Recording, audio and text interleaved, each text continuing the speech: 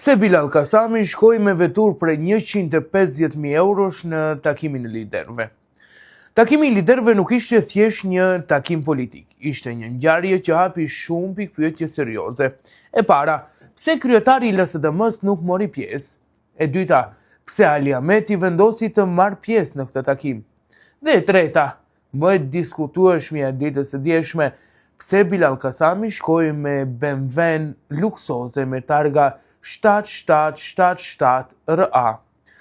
Dy çështje, e para u komentuan politikisht, mungesa e LSDM-s u interpretua si refuzim politik, ndërsa pjesëmarrja e Ali Ahmetit si një përpjekje për të ardhur në pushtet.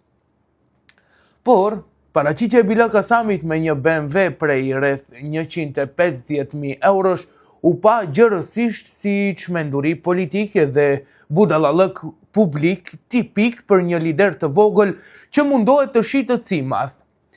BMW-ja 7777 RA njihet në Tetov si vetura e Dajgjës Rakip.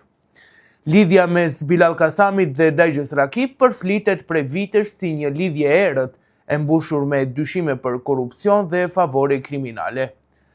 Kompanitë e Dajgjës Rakip, sipas zërave të shumtë në qytet, fitojnë tender nga komuna e Tetovës edhe kur nuk i plotësojnë kushtet ligjore.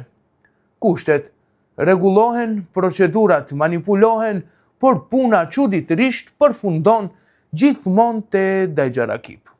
Pra, çfarë deshi të tregoj Bilal Kasami me këtë shfaqje banale me BMW? E para, tregoi kompleksin e një njeriu të vogël që vuan nga nevoja për t'u dukur i madh. Ai deshi të dëshmoj se nuk është i varfër, se ecën me vetura super luksoze, pasuri që sipas perceptimit publik krijohet në kurisë të qytetarëve të Tetovës. E dyta, u përpoq të tregoj forcë ndaj partnerëve të tij në Vlen. Mesazhi ishte i qartë. Unë jam baba i Vlenit, unë vi me BMW, ju vini me Shkoda. Një arogancë primitive që s'ka lidhje me leadershipin politik. Dhe e treta, tregoi se laklëkun dhe ideotlëkun e tij politik para qytetarëve.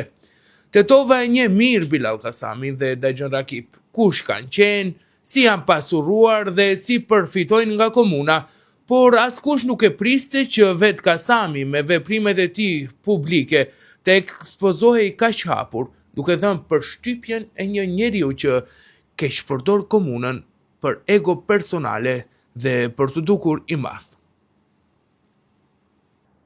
Dhe në fund, me këtë paraqitje, Bilal Kasami i dërgoi një mesazh të drejtë për drejtë edhe Izet Mexhitit. Prej sot, unë jam lideri i Vlenit.